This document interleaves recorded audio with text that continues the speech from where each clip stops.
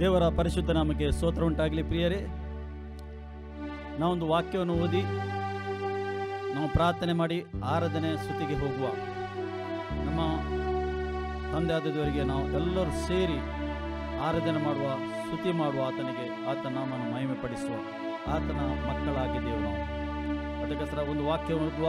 113 ಕೀರ್ತನೆ ಅಲ್ಲಿ ಹೀಗೆ ಹೇಳ್ತದೆ: ಯಾಹುವಿಗೆ ಸ್ತೋತ್ರ, ಯೆಹೋವನ ಸೇವಕರೇ ಸ್ತೋತ್ರ ಮಾಡಿರಿ, ಯೆಹೋವನ ನಾಮ ಸ್ತುತಿ ಮಾಡಿರಿ. ಇಂದಿನಿಂದ ಯುಗ ಯುಗಾಂತರಕ್ಕೂ ಯೆಹೋವನ ನಾಮ ಕೀರ್ತಿಸಲ್ಪಡಲಿ. ಯೆಹೋವನ ನಾಮವು ಮೂಢನಿಂದ ಪಡುವನವರಿಗೂ ಸ್ತುತಿ ಹೊಂದಲಿ. ಏಕೆಂದರೆ ದೇವರು ಸ್ತುತಿ ಹೊಂದಿಗೆ ಯೋಗ್ಯನಾಗಿದ್ದಾನೆ, ಮಹಿಮೆಗೆ ಯೋಗ್ಯನು, ಆರಾಧನೆ ಯೋಗ್ಯನು. ನಾವೆಲ್ಲರೂ ಸೇರಿ ಮೂಡಲು ಪಡುವವರಿಂದ ಎಲ್ಲರೂ ಸೇರಿ ನಾವು ಆತನ್ನು ಆರಾಧಿಸುವ, ಆತನ್ನು ಸ್ತುತಿಸುವ. ತಂದೆ, ನಿನ್ನನ್ನು ಆತ್ಮದಿಂದಲೂ ಸತ್ಯದಿಂದಲೂ ಆರಾಧನೆ ಮಾಡಲಿಕ್ಕೆ ಸಹಾಯ ಮಾಡು. ನಿನ್ನ ಅಭಿಷೇಕದಿಂದ ತುಂಬಿಸು ನಮ್ಮನ್ನು. ಕರ್ತನೇ, ನಿನ್ನನ್ನು ಸ್ತುತಿ ಮಾಡುವಾಗ, ಆರಾಧನೆ ಮಾಡುವಾಗ ನೀನು ಚಲಿಸಬೇಕು. ಕರ್ತನೇ, ನೀನು ಮಹಿಮೆ ಹೊಂದಬೇಕು. ನೀನು ಮಹಿಮೆ ಹೊಂದಿಕೆಯಲ್ಲಿ ಯೋಗ್ಯನಾಗಿದೆ. ಸ್ತುತಿಗೆ ಯೋಗ್ಯನು, ಆರಾಧನೆಗೆ ನೀನು ಯೋಗ್ಯನಾಗಿದೆ. ಕರ್ತನೇ, ನೀನು ಮಾತ್ರ ಯೋಗ್ಯನಾಗಿದೆ. ತಂದೆ, ಮುಂದಿನ ಸಮಯ ನಮಗೆ ನಡೆಸಬೇಕಂತ ನಾನು ಪ್ರಾರ್ಥನೆ. ಪರಿಶುದ್ಧಾತ್ಮನೇ, ನಾವು ಬಿಟ್ಟು ಕೊಡ್ತೇವೆ. ಪರಿಶುದ್ಧಾತ್ಮ ನೀನು ನಡೆಸು ಎಂದು ಪ್ರಾರ್ಥನೆ ಮಾಡ್ತೇನೆ. ಯೇಸು ನಾಮ ತಂದೆ, ಆಮೆನ್.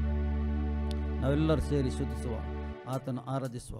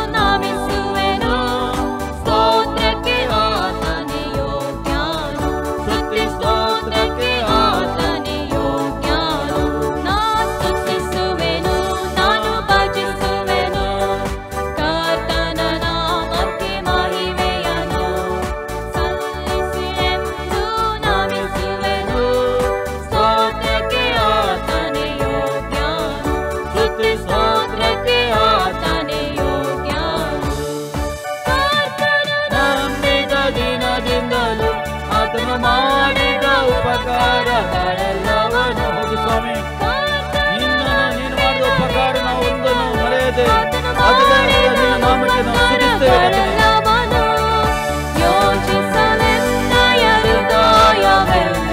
ಕೃತಜ್ಞತೆಯಿಂದ ತುಂಬುವರು, ಯೋಚಿಸಲೆನ್ನಯ ಹೃದಯವೆಲ್ಲ ಕೃತಜ್ಞತೆಯಿಂದ ತುಂಬುವರು.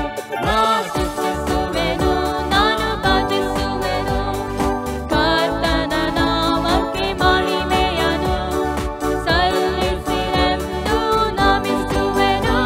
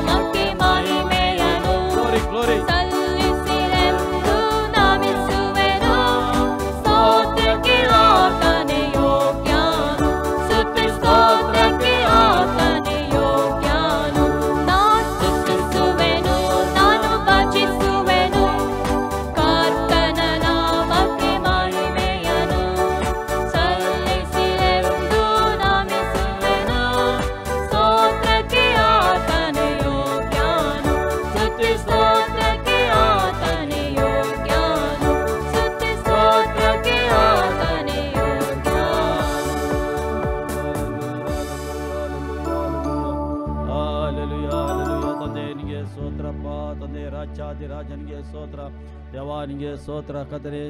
ನಿನಗೆ ಮಹಿಮೆ ಆಗಲಿ, ನಿನಗೆ ಮಹಿಮೆಗೆ ಯೋಗ್ಯನು, ಸ್ತುತಿಗೆ ಯೋಗ್ಯನು, ಆರಾಧನೆಗೆ ಯೋಗ್ಯನು. ಹಾಲೆಲೂಯ. ಓ ಗ್ಲೋರಿ ಗ್ಲೋರಿ ಗ್ಲೋರಿ ಗ್ಲೋರಿ. ಮಹಿಮೆ ನಿನಗೆ. ಓ ಗ್ಲೋರಿ ಗ್ಲೋರಿ ತಂದೆ ನಿನಗೆ ಸ್ತೋತ್ರ. ನನ್ನ ಪ್ರಸನ್ನತೆ, ನಿನ್ನ ಉಪಸ್ಥಿತಿ ನಮ್ಮ ಮಧ್ಯದಲ್ಲಿ ಇದಕ್ಕೆ ಸ್ತೋತ್ರ. ಸಮಯದಲ್ಲಿ ನಾವೆಲ್ಲರೂ ಪುನಃ ಆತನಿಗೆ ಸ್ತುತಿಸುವ, ಆರಾಧಿಸುವ.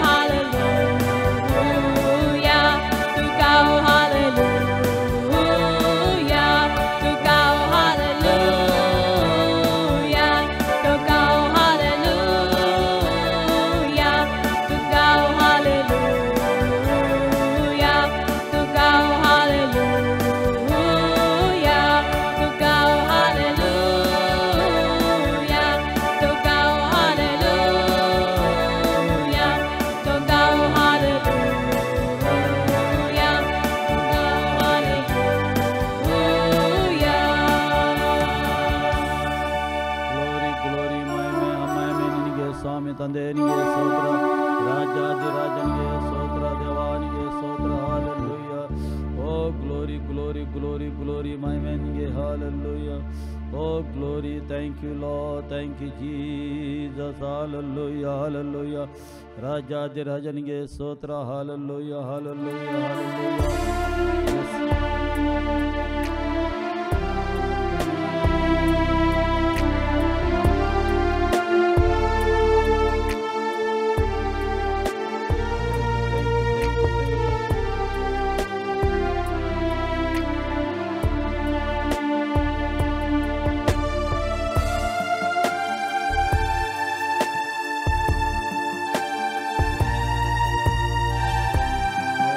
ಸೇರಿ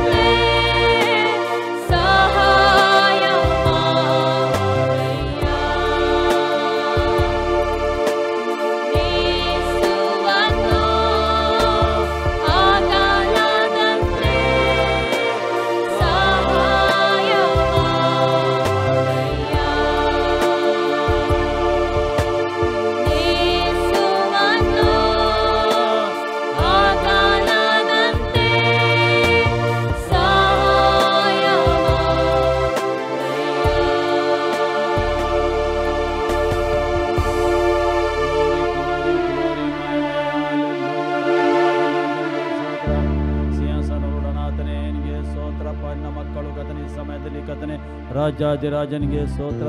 ತಂದೆಯನಿಗೆ ಸ್ತೋತ್ರ. ಮಕ್ಕಳಾಗಿ ನಾವು ಕತೆ ನಿನ್ನ ಸ್ತುತಿಸಲಿಕ್ಕೆ, ನಿನ್ನನ್ನು ಆರಾಧನೆ ಮಾಡಲಿಕ್ಕೆ ಕತನೆ ಅಪ್ಪ ನಿನ್ನ ಅವಕಾಶ ಕೊಟ್ಟಿದ್ದಕ್ಕೆ ಸ್ತೋತ್ರ ಕತನೆ. ನಾವು ಸತ್ಯದಿಂದಲೂ ಆತ್ಮಂದ ಆರಾಧನೆ ಮಾಡಲಿಕ್ಕೆ ನಿನ್ನ ಆತ್ಮಂದ ತುಂಬಿಸಬೇಕಂತ ಪ್ರಾರ್ಥನೆ ಮಾಡ್ತೇನೆ. ಹಾಲೆಲೂಯ. ರಾಜಾದಿರಾಜ ರಾಜ. Hallelujah, hallelujah. Thank you Lord. Hallelujah. Glory, glory.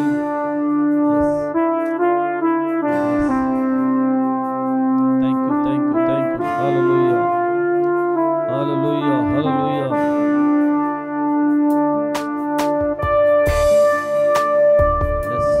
Thank you, Lord.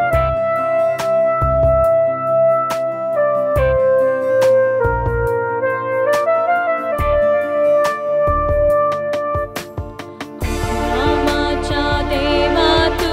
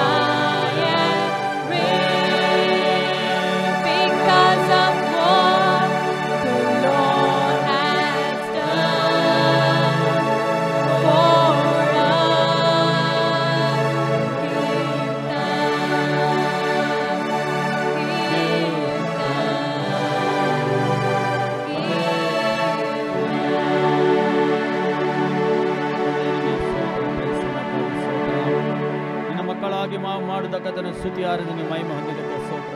ಸ್ತುತಿಗೆ ಯೋಗ್ಯನು, ಆರಾಧನೆಗೆ ಯೋಗ್ಯನಾಗಿದೆ ನೀನು ಕರ್ತನೆ. ಮಹಿಮೆಗೆ ಯೋಗ್ಯ ನೀನು ಮಾತ್ರ ಒಬ್ಬನು ಯೋಗ್ಯನಾಗಿದೆ ಕರ್ತನೆ. ನಿನ್ನ ಪ್ರಸನ್ನತೆಗಾಗಿ ಸ್ತೋತ್ರ, ನಿನ್ನ ಉಪಸ್ಥಿತಿಗಾಗಿ ಸ್ತೋತ್ರ. ನೀನು ಮಹಿಮೆ ಹೊಂದಿದ್ದಕ್ಕೆ ಸ್ತೋತ್ರ ಕರ್ತನೆ. ಆರಾಧನೆಗೆ ಯೋಗ್ಯ ನೀನು ಆಗಿದೆ ಕರ್ತನೆ. ನೀನು ಒಳ್ಳೆಯವನು ಕರ್ತನೆ. ನಮ್ಮ ಸಂಗಡ ಇದ್ದಕ್ಕೆ ಸ್ತೋತ್ರ. ನಿನ್ನ ಪ್ರಸನ್ನತೆ ಅನುಭವ ಮಾಡಿದ್ದಕ್ಕೆ ಸ್ತೋತ್ರ ಕರ್ತನೆ. ನೀನು ಮಹಿಮೆ ಹೊಂದಿದ್ದಕ್ಕೆ ಸ್ತೋತ್ರ. ಎಲ್ಲ ಘನ, ಎಲ್ಲ ಮಾನ, ಎಲ್ಲ ಮಹಿಮೆ ನಿನಗೆ ಒಬ್ಬನಿಗೆ ಮಾತ್ರ ನಾವು ಸಲ್ಲಿಸ್ತೀವಿ. ಆಮೆನ್. ಪ್ರಿಯರೇ, ಇಷ್ಟು ಸಮಯ ನಾವು ನಮ್ಮ ತಂದೆಯಾದ ದೇವರಿಗೆ ಆರಾಧನೆ ಮಾಡಿದೆವು, ಸ್ತುತಿ ಮಾಡಿದೆವು. ನಾವು ನಮ್ಮ ಆರಾಧನೆ ಮತ್ತು ಸ್ತುತಿ ನಮ್ಮ ತಂದೆಯ ದೇವರು ಸ್ವೀಕಾರ ಮಾಡಿದ್ದಾನೆ. ದೇವರ ಪ್ರಸನ್ನತೆ ನಮ್ಮ ಮಧ್ಯದಲ್ಲಿ ಉಂಟು, ದೇವರ ಉಪಸ್ಥಿತಿ ಮಧ್ಯದಲ್ಲಿ ಉಂಟು. ಆತ್ಮದಿಂದಲೂ ಸತ್ಯದಿಂದಲೂ ಯಾರು ಆರಾಧನೆ ಮಾಡ್ತಾರೆ ಅವರ ಆರಾಧನೆ ದೇವರು ಸ್ವೀಕಾರ ಮಾಡ್ತಾನೆ. ದೇವರು ನಮಗೆ ಸ್ತೋತ್ರವಾಗಲಿ. ಈ ಸಮಯದಲ್ಲಿ ಪ್ರಿಯರೇ, ನಾವು ದೇವರ ವಾಕ್ಯಕ್ಕೆ ಹೋಗ್ತೇವೆ. ದೇವರ ವಾಕ್ಯವನ್ನು ನಾವು ಕೇಳುವ. ದೇವರ ವಾಕ್ಯ ನಾವು ಎಷ್ಟು ಕೇಳ್ತೇವೆ ನಮ್ಮೊಳಗೆ ನಿಮ್ಮೊಳಗೆ ಒಂದು ನಂಬಿಕೆ ಹೆಚ್ಚಾಗ್ತದೆ. ಮತ್ತು ಆ ದೇವರ ವಿಷಯದಲ್ಲಿ ನಿಮಗೆ ಹೆಚ್ಚು ತಿಳುವಳಿಕೆ ದೇವರು ಇನ್ನೂ ನಿಮ್ಮ ಒಳಗೆ ತಿಳುವಳಿಕೆ ಕೊಟ್ಟು ನಿಮಗೆ ನಡೆಸ್ತಾನೆ. ಅದಕ್ಕೋಸ್ಕರ ಇವತ್ತು ನಾವು ದೇವರ ವಾಕ್ಯವನ್ನು ಓದುವ. ಯೋಹಾನ ಸುವಾರ್ತೆ 14:19 ಇಂದ ನಾವು ಧ್ಯಾನಿಸುವ. ಏಕೆಂದರೆ ಯೇಸುವಿನ ಪುನರುತ್ಥಾನ ವಿಷಯದಲ್ಲಿ ಕೆಲವು ವಿಷಯ ಇಲ್ಲಿ ಬರೆಯಲ್ಪಟ್ಟಿದೆ, ನಮ್ಮ ಮುಂದೆ ನಾವು ತಿಳಿದುಕೊಳ್ಳುವ. 19ರಲ್ಲಿ, ಇದಲ್ಲದೆ ಪೀಲಾತನು ಒಂದು ವಿಳಾಸವನ್ನು ಬರೆದು ಆತನ ಶಿಲುಬೆ ಮೇಲ್ಗಡೆ ಹಚ್ಚಿದನು. ಅದೇನೆಂದರೆ, ನಜರೇತನ ಯೇಸು ಯೆಹೂದ್ಯರ ಅರಸನು ಎಂಬುದು. ಅಂದರೆ ಪಿಲಾತನು ಏನು ಮಾಡಿದ, ಒಂದು ವಿಳಾಪದಲ್ಲಿ ಬರೆದು ಇಲ್ಲಿ ಆ ಒಂದು ಯೇಸುವಿನ ಶಿಲುಬೆ ಮೇಲೆ ಆತನು ಹಾಕಿದನು. ಯಾವ ಭಾಷೆಯಲ್ಲಿ? ಅದು ಹಿಬ್ರಿಯ ಭಾಷೆಯಲ್ಲಿ, ಲಾತಿನ್ ಭಾಷೆಯಲ್ಲಿ, ಗ್ರೀಕ್ ಭಾಷೆಯಲ್ಲಿ ಇತ್ತು. 3 ಭಾಷೆಯಲ್ಲಿ ಆತನು ಅಲ್ಲಿ ಬರೆದು ಹಾಕಿದ. ಏಕೆಂದರೆ ಆ ಸಮಯದಲ್ಲಿ ಯೇಸುಗೆ ಶಿಲುಬೆಗೆ ಹಾಕಲ್ಪಡುವ ಸಮಯದಲ್ಲಿ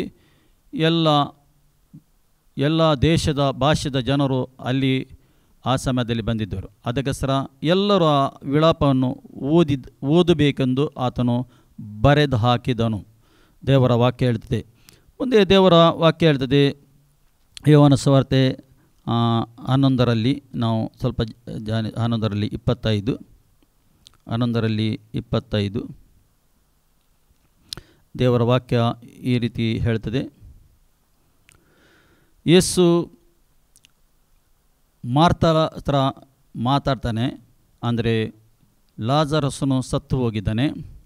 ಈಗ ಯೇಸು ಬಂದಿದ್ದಾನೆ, ಲಾಜರಸನ್ನು ಎಬ್ಬಿಸಲಿಕ್ಕೆ ಬಂದಿದ್ದಾನೆ.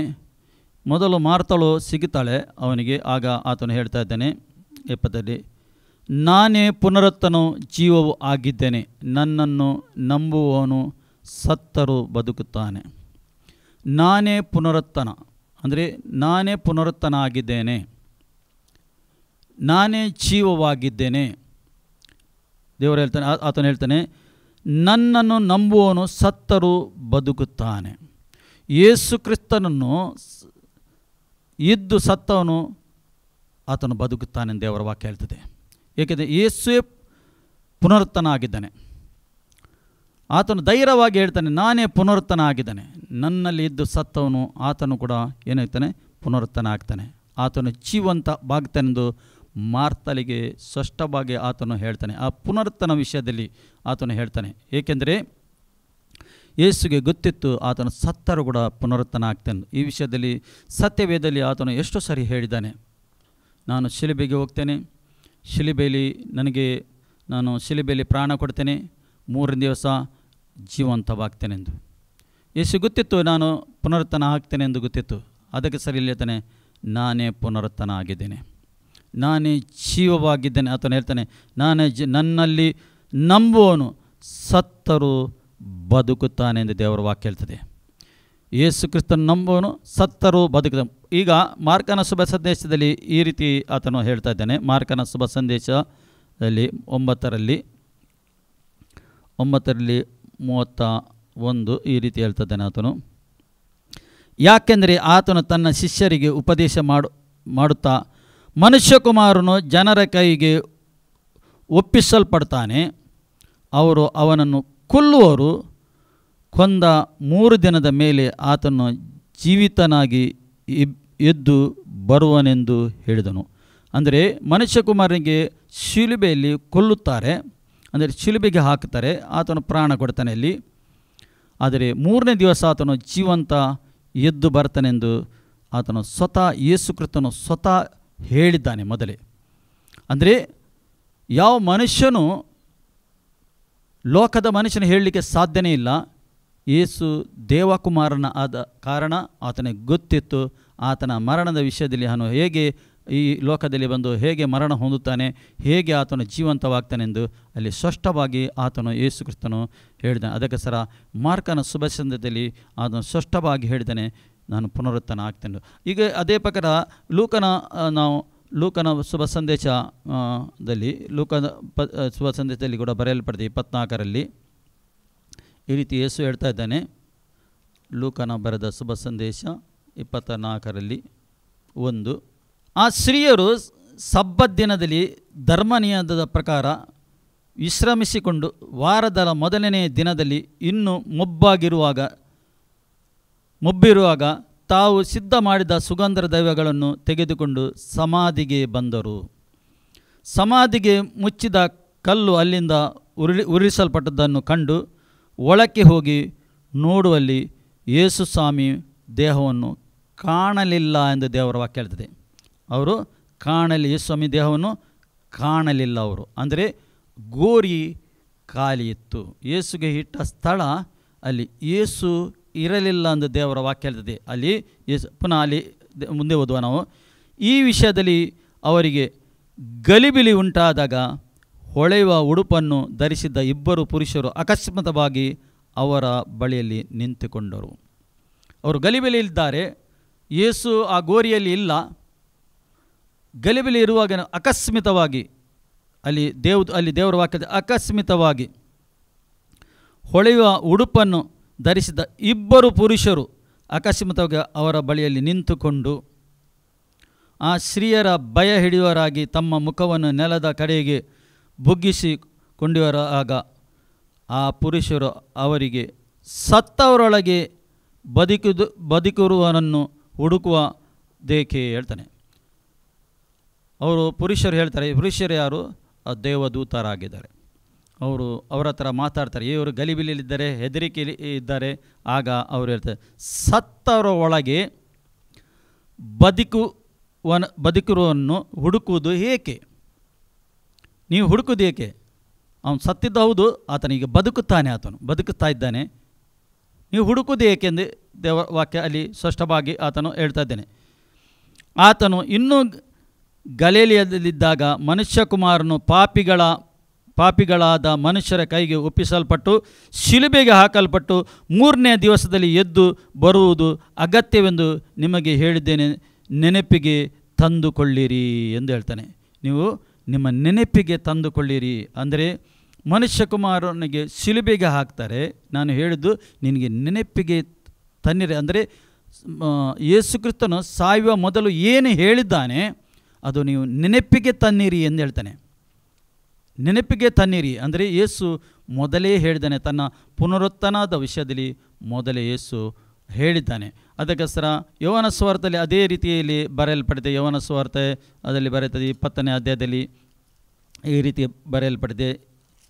ಯೋಹಾನ ಸುವಾರ್ತೆ 20ರಲ್ಲಿ ಈ ರೀತಿ 11ರಿಂದ ನಾವು ಸ್ವಲ್ಪ ಧ್ಯಾನಿಸುವ. 11ರಿಂದ ಅಲ್ಲಿ ದೇವರ ವಾಕ್ಯ ಹೇಳ್ತಿದೆ.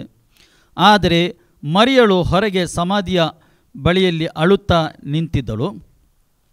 ಹೀಗೆ ಆಕೆ ಅಳುತ್ತಿರುವಾಗ ಸಮಾಧಿಯೊಳಗೆ ಬಗ್ಗಿ ನೋಡಲು ಯೇಸುವಿನ ದೇಹ ಇಟ್ಟದ್ದು ಸ್ಥಳದಲ್ಲಿ, ಅಂದರೆ ಅವರು ಯೇಸು ಇಟ್ಟದ ಸ್ಥಳದಲ್ಲಿ ಹೋಗ್ತಾ ಇದ್ದಾರೆ, ಆ ಬಗ್ಗಿ ನೋಡ್ತಾ ಇದ್ದಾರೆ. ಏಕೆ ಬಗ್ಗೆ? ಅಲ್ಲಿ ಯೇಸುವಿನ ಗೋರಿಯಲ್ಲಿಟ್ಟ ಕಲ್ಲು ಇಲ್ಲ, ಅದು ಓಪನ್ ಆಗಿದೆ. ಅದಕ್ಕೆ ಸರ ಅವರು ಬಗ್ಗಿಕೊಂಡು ನೋಡ್ತಾರೆ. ಯೋಹಾನ ಸುವಾರ್ತೆಯಲ್ಲಿ ಬರೆದಿದೆ ನೋಡಿ. ಎಲ್ಲ ಸುವಾರ್ತೆಯಲ್ಲಿ ಯೇಸು ಕ್ರಿಸ್ತನ ಪುನರುತ್ಥಾನದ ವಿಷಯದಲ್ಲಿ ಬರೆಯಲ್ಪಟ್ಟಿದ್ದಾರೆ. ಭಕ್ತರು ಬರೆದಿದ್ದಾರೆ. ಅವರು ಏನು ನೋಡಿದ್ದಾರೆ, ಏನು ಕೇಳಿದ್ದಾರೆ ಅಲ್ಲಿ ಬರೆದಿದ್ದಾರೆ. ಅಂದರೆ ಯೇಸುನ ಪುನರುತ್ಥಾನದ ವಿಷಯದಲ್ಲಿ ವೆರಿ ಇಂಪಾರ್ಟೆಂಟ್. ಪುನರುತ್ಥಾನ ವೆರಿ ಇಂಪಾರ್ಟೆಂಟ್. ಪುನರುತ್ಥಾನದ ವಿಷಯದಲ್ಲಿ ವಿಧ ರೀತಿಯಲ್ಲಿ ಬರೆದು ಹಾಕಿದ್ದಾರೆ, ತನ್ನ ಭಕ್ತರು ಬರೆದು ಹಾಕಿದ್ದಾರೆ.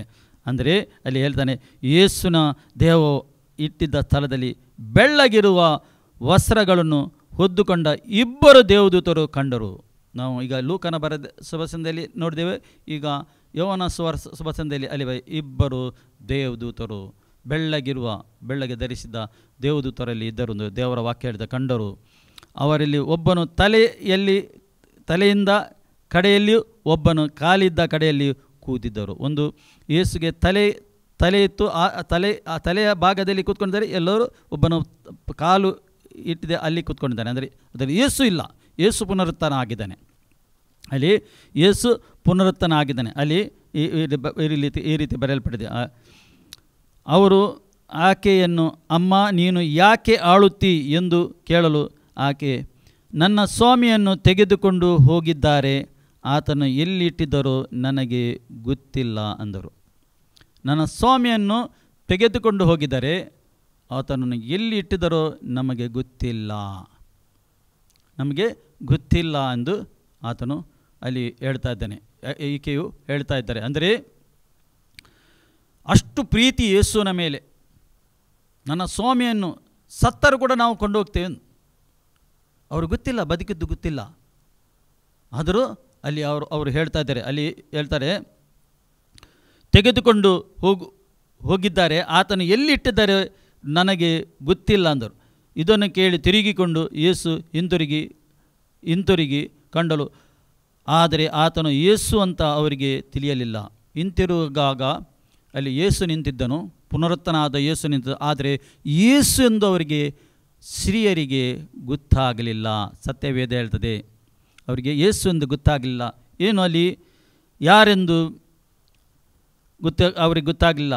ಯೇಸು ಆಕೆಯನ್ನು, ಅಮ್ಮ ಏಕೆ ಆಳುತ್ತಿ, ಯಾರನ್ನು ಹುಡುಕುತ್ತಿ ಎಂದು ಕೇಳಲು ಆಕೆ ಅವನು ತೋಟಗಾರನ್ನು ನೆನೆಸಿ ಅವನಿಗೆ, ಅಯ್ಯ ನೀನು ಆತನು ಎಲ್ಲಿ ಹೋಗಿದ್ದಿ, ಎಲ್ಲಿ ಇಟ್ಟಿದ್ದಿ ಎಂದು ನನಗೆ ಹೇಳು. ಅವರಿಗೆ ಯೇಸುನ ಗುರುತಾಗಲಿಲ್ಲ. ಅವರು ಹೇಳ್ತಾರೆ, ಅವರು ಎಣಿಸಿದರು ಆತನು ತೋಟಗಾರನೆಂದು ಎಣಿಸಿದರು. ನೀನು ಯೇಸುನ ದೇಹವನ್ನು ಎತ್ತುಕೊಂಡು ಎಲ್ಲಿಯಾದರೂ ಇಟ್ಟರೆ ನಮಗೆ ಹೇಳು, ನಾವು ಅದನ್ನು ತಗೊಂಡು ಬರ್ತೇವೆ. ಅಂದರೆ ಅಷ್ಟೊಂದು ಪ್ರೀತಿ. ಏಕೆಂದರೆ ಯೇಸುನ ಮರಣವನ್ನು ಈ ಸ್ತ್ರೀಯರು ನೋಡಿದ್ದಾರೆ, ಮರಣವನ್ನು ನೋಡಿದ್ದಾರೆ. ಯೇಸುಗೆ ಹೂಣಲ್ಪಟ್ಟ ಸ್ಥಳ ಅವರು ನೋಡಿದ್ದಾರೆ, ಅವರು ಹೋಗಿದ್ದಾರೆ, ನೋಡಿದ್ದಾರೆ. ಈಗ ಯೇಸು ಅಲ್ಲಿ ಇಲ್ಲ, ಯೇಸು ಗೋರಿಯಲ್ಲಿ ಇಲ್ಲ, ಇವರು ಗಲಿಬೇಲಿಯಲ್ಲಿದ್ದಾರೆ. ಯಾರು ಕೊಂಡೋಗಿದ್ದಾರೆ, ನೀನು ಒಂದು ವೇಳೆ ಕೊಂಡೋದರೆ ಹೇಳು, ನಾವು ಬಂದು ಕೊಂಡು ಹೋಗ್ತೇವೆ ಎಂದು. ಅಷ್ಟು ಯೇಸುನ ಮೇಲೆ ಪ್ರೀತಿ, ಅಷ್ಟವರು ಯೇಸುನ ಮೇಲೆ ಪ್ರೀತಿ ಇಡ್ತಿದ್ದರು, ಅಷ್ಟು ಪ್ರೀತಿ ಇತ್ತು ಅವರಿಗೆ. ಪುನಃ ಹೇಳ್ತಾರೆ ಅವರು, ಎಲ್ಲಿ ಇಟ್ಟಿದ್ದಿ ಹೇಳು, ನಾನು ತೆಗೆದುಕೊಂಡು ಹೋಗ್ತೇನೆ. ಯೇಸು ಆಕೆಗೆ ಮರಿಯಳೆ ಎಂದು ಹೇಳಿದನು. ಆಕೆ ತಿರುಗಿಕೊಂಡು ಹಿಬ್ರಿಯ ಮಾತಿನಲ್ಲಿ ರಬ್ಬೋನಿ ಎಂದಳು. ಯೇಸು ಮರಿಯಳೆ ಎಂದು ಹೇಳುವಾಗ ಈಕೆ ರಬ್ಬೋನಿ ಅಂದರೆ ಗುರುವೇ ಎಂದು ಹೇಳಿದಳು ತಿರುಗಿಕೊಂಡು. ಎಂದರೆ ಆ ಶಬ್ದ ಈಕೆ ಕೇಳುವಾಗ ಇವನಿಗೆ ಗೊತ್ತಾಯಿತು, ಯೇಸು ಕ್ರಿಸ್ತನೇ ಎಂದು ಈಕೆ ತಿಳಿದುಕೊಂಡಳು. ಯೇಸು ಕ್ರಿಸ್ತನ ಶಬ್ದ ಇವಳು ತಿಳಿದಳು, ಗುರುವೇ ಎಂದು ಹೇಳಿದಳು. ತಿರುಗಿಕೊಂಡು ಆಕೆ ಗುರುತು ಹಿಡಿದಳು, ಯೇಸುನ ಗುರುವೇ ಎಂದಳು. ರಬ್ಬೋನಿ ಅಂದರೆ ಗುರುವೇ ಎಂದರ್ಥ. ಯೇಸು ಆಕೆ, ನನ್ನನ್ನು ಹಿಡಿಯಬೇಡ, ಯಾಕೆಂದರೆ ನಾನು ಇನ್ನೂ ತಂದೆಯ ಬಳಿಗೆ ಏರಿ ಹೋದವನಲ್ಲ. ನನ್ನನ್ನು ಹಿಡಿಯಬೇಡ, ನಾನು ಇನ್ನೂ ತಂದೆಯ ಬಳಿಗೆ ಏರಿ ಹೋಗಲಿಲ್ಲ. ಇಷ್ಟ ತನಕ ಹೇಳ್ತಾನೆ, ನಾನು ಏರಿ ಹೋಗಲಿಲ್ಲ, ನನ್ನನ್ನು ಮುಟ್ಟಬೇಡ. ಯೇಸು ಹೇಳ್ತಾನೆ, ನನ್ನನ್ನು ಮುಟ್ಟಬೇಡ, ನನ್ನ ತಂದೆಯ ಬಳಿಗೆ ಎಷ್ಟು ತನಕ ನಾನು ಹೋಗಲಿಲ್ಲ ಹೇಳ್ತಾನೆ.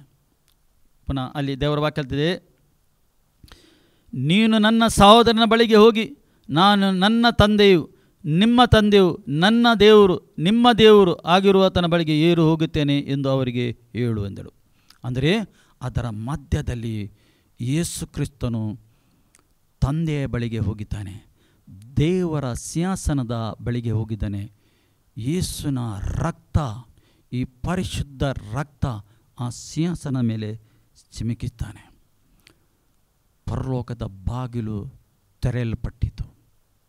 ಪ್ರಿಯರೇ, ನಾವು ನಂತರ ನೋಡಿದರೆ ಪುನಃ ಯೇಸು ಅಲ್ಲಿ 18ರಲ್ಲಿ ಮಗ್ದಲಿನ ಮರಿಯಳು ಹೋಗಿ, ನಾನು ಸ್ವಾಮಿಯನ್ನು ನೋಡಿದ್ದೇನೆ, ಆತನು ಇಂಥದ್ದನ್ನು ನನಗೆ ಹೇಳಿದನು ಎಂದು ಶಿಷ್ಯರಿಗೆ ತಿಳಿಸಿದರು. ನಾನು ಸ್ವಾಮಿಯನ್ನು ನೋಡಿದ್ದೇನೆ, ಸ್ವಾಮಿಗೆ ನಾನು ನೋಡಿದ್ದೇನೆ ಹೇಳ್ತಾನೆ. ನನಗೆ ಇಂಥದ್ದನ್ನು ಹೇಳಿದನು ಸ್ವಾಮಿ. ಶಿಷ್ಯರಿಗೆ ಈಕೆ ಹೋಗಿ ಹೇಳ್ತಾ ಇದ್ದಾಳೆ. ಹಾಗಾದರೆ ಮೊದಲು ಯಾರಿಗೆ ಸಿಕ್ಕಿದ್ದು ಯೇಸು? ಆ ಮಗ್ದಲಿನ ಮರಿಗೆ, ಸಿರಿಯರಿಗೆ ಸಿಕ್ಕಿತ್ತು ಯೇಸು. ಹೇಗಿದ್ದರೆ ಈಕೆ ಆ ಗೋರಿಯ ಹತ್ತಿರ ಹೋದದ್ದು. ಬೆಳಿಗ್ಗೆ ಬೇಗ ಬೆಳಕಾಗುವ ಮೊದಲು ಈಕೆ ಹೋದ. ಏಕೆಂದರೆ ಯೇಸುವಿನಲ್ಲಿ ಅಷ್ಟು ಪ್ರೀತಿ ಈಕೆಗೆ ಇತ್ತು.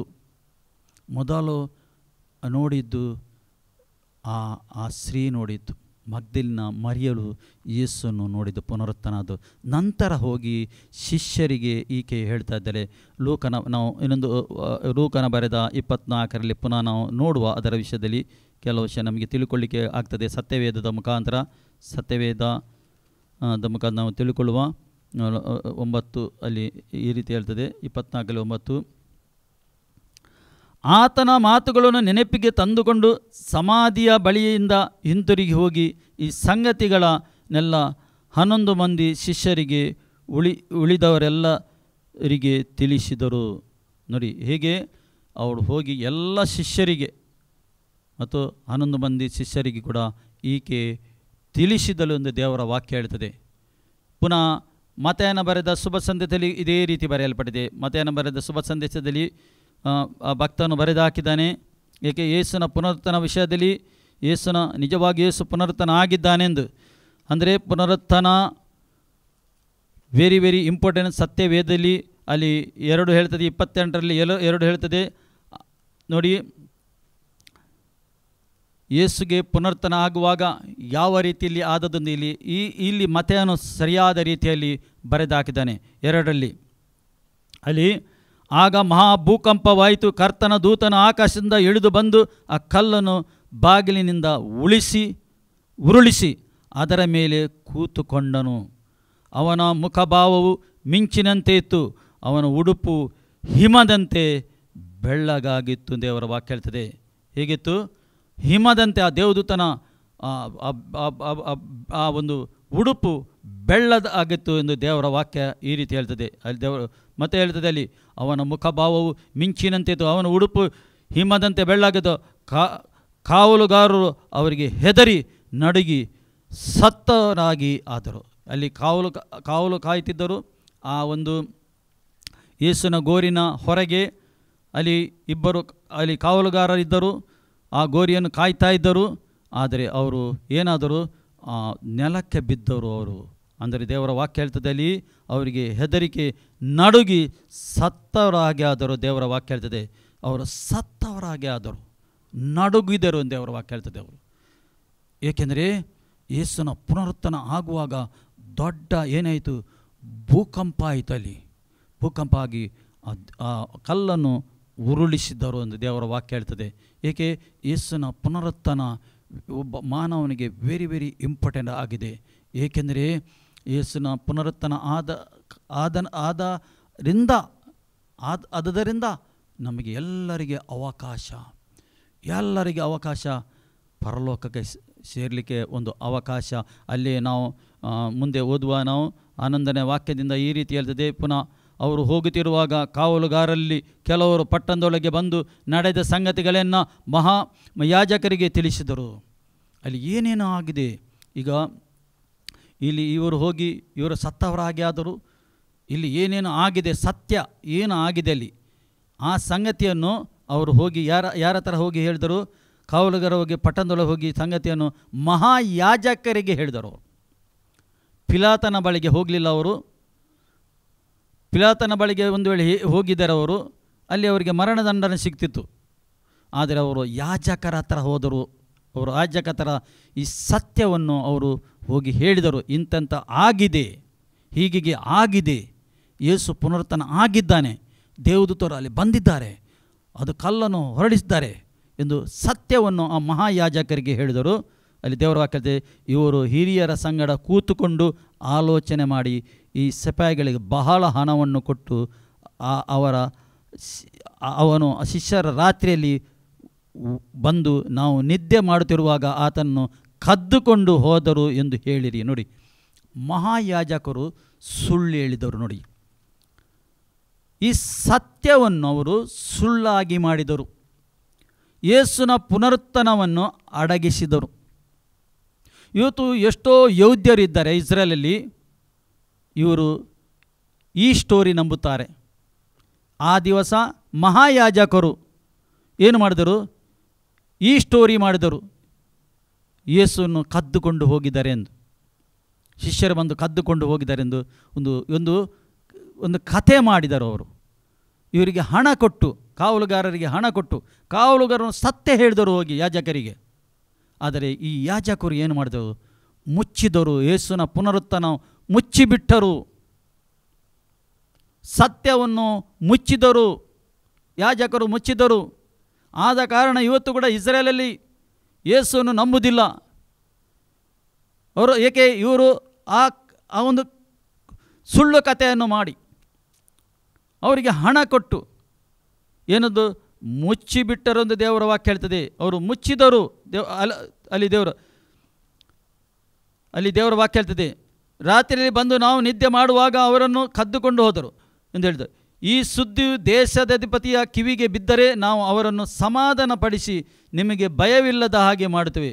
ಒಂದು ವೇಳೆ ದೇಶಾಧಿಪತಿಯ ಕಿವಿಯಲ್ಲಿ ಬಿದ್ದರೆ ನೀವು ಏನು ಹೆದರುವುದಾಗತ್ತಿಲ್ಲ, ನಾವು ಅವರಿಗೆ ಸಮಾಧಾನ ಪಡಿಸ್ತೇವೆ, ಏನು ಗಲಿಬಿಲಿ ಆಗುವುದಿಲ್ಲ, ನಾವು ಸಮಾಧಾನ ಪಡಿಸ್ತೇವೆ. ನೋಡಿ, ಯಾಜಕರು ಮಾಡಿದ ಕೆಲಸ ನೋಡಿ, ಈ ಸತ್ಯವೇದ ಓದಿದವರು ಮಾಡಿದ ಕೆಲಸ ನೋಡಿ. ಅವರು ಸತ್ಯವೇದ ಓದಿದ್ದಾರೆ, ಸತ್ಯವೇದ ಇತರರಿಗೆ ಕಲಿಸಿದ್ದಾರೆ. ಆದರೆ ಏನು ಮಾಡಿದರು? ಈ ಯೇಸು ಕ್ರಿಸ್ತನ ಪುನರುತ್ಥಾನ ಅವರು ಮುಚ್ಚಿಬಿಟ್ಟರು. ಆ ದಿವಸ ಏನು ಗಲಿಬಿಲಿ ಆದರೆ ನಾವು ಅದನ್ನು ಸರಿಪಡಿಸ್ತೇವೆ, ನೀವು ಏನು ಹೆದರುವುದು ಅಗತ್ಯ ಇಲ್ಲ. ನೋಡಿ, ಪುನಃ 11 ಹೇಳ್ತದೆ, ಅಲ್ಲಿ 15 ಹೇಳ್ತದೆ, ಇವರು ಹಣವನ್ನು ತೆಗೆದುಕೊಂಡು ತಮಗೆ ಹೇಳಿಕೊಟ್ಟ ಹಾಗೆ ಮಾಡಿದರು. ಈ ಮಾತು ಇಂದಿನವರೆಗೆ ಯೋಧ್ಯರಲ್ಲಿ ಹಬ್ಬಿದೆ.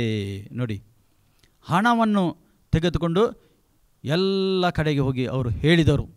ಆದ ಕಾರಣ ಪ್ರಿಯರೇ, ಯಹೂದ್ಯರು ಈ ತಪ್ಪು ತಿಳುವಳಿಕೆ ಇವತ್ತು ಕೂಡ ತಪ್ಪು ತಿಳುವಳಿಕೆಯಲ್ಲಿ ಇದ್ದಾರೆ. ಇವತ್ತು ಕೂಡ ಅವರು ರಕ್ಷಕನನ್ನು ಕಾಯ್ತಾ ಇದ್ದಾರೆ. ರಕ್ಷಕನು ಬಂದು ತನ್ನ ಕೆಲಸ ಮಾಡಿ ಹೋಗಿದ್ದಾನೆ. ಆದರೆ ಯಹೂದ್ಯರು ಇನ್ನೂ ಕೂಡ ಕಾಯ್ತಾ ಇದ್ದಾರೆ. ಪ್ರಿಯರೇ, ನೀವು ಧನ್ಯರಾಗಿದ್ದೀರಿ. ನೀವು ಯಹೂದ್ಯರಿಲ್ಲದಿದ್ದರೂ ಕೂಡ ನಿಮಗೆ ಈ ಸತ್ಯವನ್ನು ನೀನು ತಿಳಿಯಲಿಕ್ಕೆ ದೇವರು ಒಂದು ಅವಕಾಶ ಮಾಡಿಕೊಟ್ಟಿದ್ದಾನೆ. ಯೇಸುವಿನ ಮರಣ, ಯೇಸುವಿನ ಪುನರುತ್ಥಾನ ವೆರಿ ವೆರಿ ಇಂಪಾರ್ಟೆಂಟ್ ಆಗಿದೆ. ಒಬ್ಬ ಮಾನವನಿಗೆ, ಈ ಲೋಕದಲ್ಲಿ ಹುಟ್ಟಿಕೊಂಡ ಬಂದ ಮಾನವನಿಗೆ ರಕ್ಷಣೆ ಆಗಬೇಕು. ರಕ್ಷಣೆ ಆಗಬೇಕಾದರೆ ಈ ಸತ್ಯ ಅವನು ತಿಳಿದುಕೊಳ್ಳಬೇಕು. ದೇವರು ಏನು ಮಾಡಿದ್ದಾನೆ ಈ ಲೋಕದಲ್ಲಿ, ಈ ಸತ್ಯ ತಿಳ್ಕೊಳ್ಳಬೇಕೆಂದು ದೇವರು ಬಯಸ್ತಾ ಇದ್ದಾನೆ. ಅದಕ್ಕೆ ಥರ ಅಪೊಸ್ತಲ ಕೃತ್ಯ 1:3 ಈ ರೀತಿ ಹೇಳ್ತದೆ. ಅಪೊಸ್ತಲ ಕೃತ್ಯ 1:3 ಈ ರೀತಿ ಹೇಳ್ತದೆ, ಆತನು ಬಾಧೆಪಟ್ಟು ಸತ್ತ ಮೇಲೆ ತನ್ನನ್ನು ಜೀವಂತನೆಂದು ಅನೇಕ ಪ್ರಮಾಣಗಳಲ್ಲಿ ಅಪೊಸ್ತಲರಿಗೆ ತೋರಿಸಿಕೊಂಡನು. 40 ದಿವಸಗಳ ತನಕ ಅವರಿಗೆ ಕಾಣಿಸಿಕೊಳ್ಳುತ್ತಾ ದೇವರ ರಾಜ್ಯದ ವಿಷಯದಲ್ಲಿ ಸಂಗತಿಗಳನ್ನು ಹೇಳುತ್ತಾ ಇದ್ದನು. 40 ದಿವಸ ಯೇಸು ಕ್ರಿಸ್ತನು ಜೀವಂತವಾದ ನಂತರ ಈ ಲೋಕದಲ್ಲಿ ಇದ್ದನು. ಎಷ್ಟೋ ಮಂದಿಗೆ ಪ್ರತ್ಯಕ್ಷನಾಗನು, ಎಷ್ಟೋ ಮಂದಿಗೆ ದೇವರ ರಾಜ್ಯದ ವಿಷಯದಲ್ಲಿ ತಿಳಿಸಿದನು, ಬೋಧನೆ ಮಾಡಿದನು. 40 ದಿವಸ ಈ ಲೋಕದಲ್ಲಿ ಯೇಸು ಇದ್ದನು. ಮೊದಲನೇ ಕೊರಿಂಥೀಯರ ಪತ್ರಿಕೆಯಲ್ಲಿ 15 ಈ ರೀತಿ ದೇವರ ವಾಕ್ಯ ಹೇಳ್ತದೆ. 3 ಈ ರೀತಿ ಬರೆಯಲ್ಪಟ್ಟಿದೆ, ನಾನು ನಿಮಗೆ ತಿಳಿಸಿದ ಮೊದಲನೆಯ ಸಂಗತಿಗಳೊಳಗೆ ಒಂದು ಸಂಗತಿಯನ್ನು ನಿಮಗೆ ತಿಳಿಸಿಕೊಟ್ಟೆನು, ಅದು ನಾನು ಸಹ ಕಲಿತುಕೊಂಡಿದ್ದೆ. ಅದೇನೆಂದರೆ, ಶಾಸ್ತ್ರದಲ್ಲಿ ಮುಂತಿಳಿಸಿರುವ ಪ್ರಕಾರ ಕ್ರಿಸ್ತನು ನಮ್ಮ ಪಾಪಗಳ ನಿವಾರಣೆಗೆ ಸತ್ತನು, ಹೂಣಲ್ಪಟ್ಟನು. ಶಾಸ್ತ್ರದ ಪ್ರಕಾರ 3ನೇ ದಿವಸದಲ್ಲಿ ಎಬ್ಬಿಸಲ್ಪಟ್ಟನು. ಕೇಫನಿಗೂ ಆಮೇಲೆ 12 ಮಂದಿ ಅಪೊಸ್ತಲರಿಗೂ ಕಾಣಿಸಿಕೊಂಡನು. ತರುವಾಯ ಒಂದೇ ಸಮಯದಲ್ಲಿ 500 ಮಂದಿಗಿಂತ ಹೆಚ್ಚು ಸಹೋದರರಿಗೆ ಕಾಣಿಸಿಕೊಂಡನು. ಇವರಲ್ಲಿ ಹೆಚ್ಚು ಜನರು ಇಂದಿನವರೆಗೆ ಇದ್ದಾರೆ, ಕೆಲವರು ನಿದ್ರೆ ಹೋಗಿದ್ದಾರೆ. ಪ್ರಿಯರೇ, 500ಗಿಂತ ಹೆಚ್ಚು ಮಂದಿಗೆ ಯೇಸು ಕಾಣಿಸಿದ್ದಾನೆ. ಸತ್ಯವೇದ ಹೇಳ್ತದೆ, ಅಪೊಸ್ತಲನಾದ ಪೌಲನಿಗೆ ಕೂಡ ಪ್ರತ್ಯಕ್ಷನಾದನು. ನಂತರ ಅಂದರೆ ಯೇಸು ಜೀವಂತವಾಗಿದ್ದಾನೆ ಎಂದು ಪ್ರತ್ಯಕ್ಷನಾದನು ಆಗಿ ತೋರಿಸಿಕೊಟ್ಟಿದ್ದಾನೆ. ಅಂದರೆ ಯೇಸು ಜೀವಂತವಾಗಿದ್ದಾನೆ. ಅಲ್ಲಿ ತರುವಾಯ ಆತನು ಯಾಕೋಬನಿಗೂ ಆತನ ಮೇಲೆ ಅಪೊಸ್ತಲರಿಗೂ ಕಾಣಿಸಿಕೊಂಡನು. ಕಟ್ಟಕಡೆಗೆ ದಿನ ತುಂಬಿದ ಹುಟ್ಟಿದವನಾಗಿರುವ ಕನಿಷ್ಠನಷ್ಟೇ ನಾನು ದೇವರ ಸಭೆಯ ಹಿಂಸೆಪಡಿಸಿದ್ದರಿಂದ ಅಪೊಸ್ತಲನೆನಿಸಿಕೊಳ್ಳುವುದಕ್ಕೆ ಯೋಗ್ಯನಲ್ಲ. ಆದರೆ ನಾನು ಎಂಥವನಾಗಿದ್ದನು, ದೇವರ ಕೃಪೆಯಿಂದಲೇ ಅಂಥವನಾಗಿದ್ದೇನೆ. ನನಗುಂಟಾದ ಆತನ ಕೃಪೆಯು ನಿಷ್ಫಲವಾಗುವುದಿಲ್ಲ. ನಾನು ಎಲ್ಲರಿಗಿಂತಲೂ ಹೆಚ್ಚಾಗಿ ಪ್ರಯಾಸ ಪಟ್ಟೆನು ಎಂದು ದೇವರ ವಾಕ್ಯ ಹೇಳ್ತದೆ. ಆತನ ಕೃಪೆಯ ವಿಷಯದಲ್ಲಿ ಮಾತಾಡ್ತಾನೆ. ಆತನ ಪ್ರೀತಿಯ ವಿಷಯದಲ್ಲಿ ಪೌಲನು ಮಾತಾಡ್ತಾ ಇದ್ದಾನೆ. ಆತನ ದಯೆ, ಆತನ ಕರುಣೆ ವಿಷಯದಲ್ಲಿ ಮಾತಾಡ್ತಾ ಇದ್ದಾನೆ. ಪೌಲನು ಬಿಡಿಸಿ ಹೇಳ್ತಾ ಇದ್ದಾನೆ, ಆತನು ಜೀವಂತವಾಗಿದ್ದಾನೆ, ಆತನು ಜೀವಿಸ್ತಾ ಇದ್ದಾನೆ ಎಂದು ಬೈತಾನೆ. ಆತ ನನಗೆ ಕೃಪೆ ತೋರಿಸ್ತಾನೆ. ನಾನು ಸಭೆಗೆ ಹಿಂಸೆ ಪಡಿಸುವವನು, ನನ್ನ ಮೇಲೆ ಕೂಡ ಅವನು ಕೃಪೆ ತೋರಿಸಿದ, ನನ್ನ ಮೇಲೆ ಕೂಡ ಕರುಣೆ ತೋರಿಸಿದ. ನೋಡಿ, ದೇವರ ಕರುಣೆ ನೋಡಿ, ಕೃಪೆ ನೋಡಿ. ಅಂದರೆ ಯಾರು ಕೂಡ ಒಬ್ಬರು ನಾಶವಾಗಬಾರದು. ಈ ಸತ್ಯ ಎಲ್ಲರಿಗೆ ತಿಳಿಯಬೇಕು. ಎಲ್ಲರೂ ಮಾನವನು ರಕ್ಷಣೆ ಹೊಂದಬೇಕೆಂದು ಅದು ದೇವರ ಚಿತ್ತ. ಯಾರು ನಾಶವಾಗಬಾರದು ದೇವರ ಚಿತ್ತ ಅದು.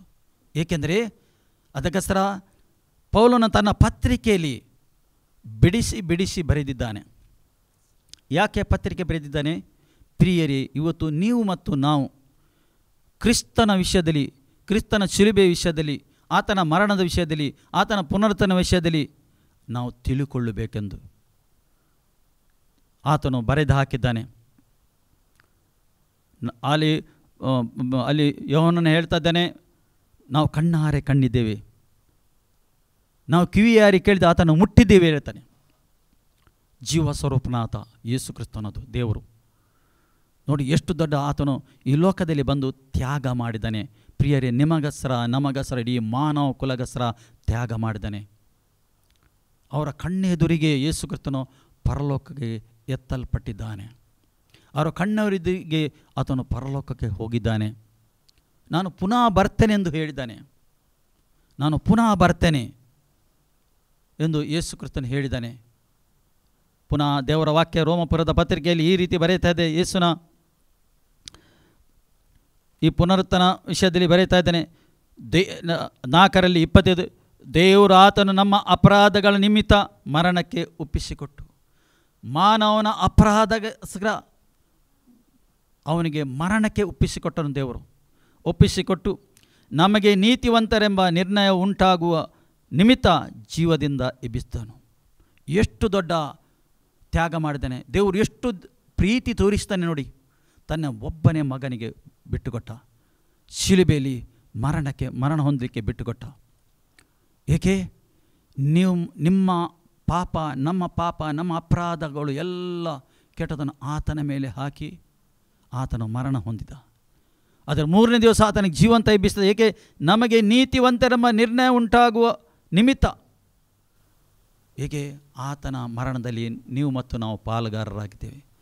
ಆತನ ಪುನರುತ್ಥಾನದಲ್ಲಿ ನೀವು ಮತ್ತು ನಾವು ಪಾಲುಗಾರರಾಗಿದ್ದೇವೆ. ಪ್ರಿಯರೇ, ಎಷ್ಟು ದೊಡ್ಡ ದೇವರು ಮಾಡಿದ ತ್ಯಾಗ ನೋಡಿ.